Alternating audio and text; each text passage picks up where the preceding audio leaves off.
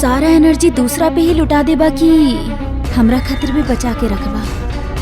वैसे कुछ पेशेंट बारे बाहर दवाई वाला।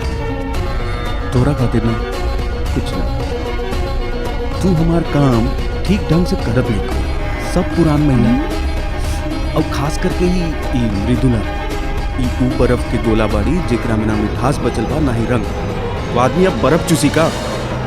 एकरा दोबारा मत बुलाइए प्लीज। ठीक बा बॉस, जैसन आप कहीं। वैसे एक दो केसेस बा, सिर्फ बॉटल में उतरे के देर बा। बहुत जल्द हम आपके खुश कर दे। वैसे कल के दिन दूर नहीं थे।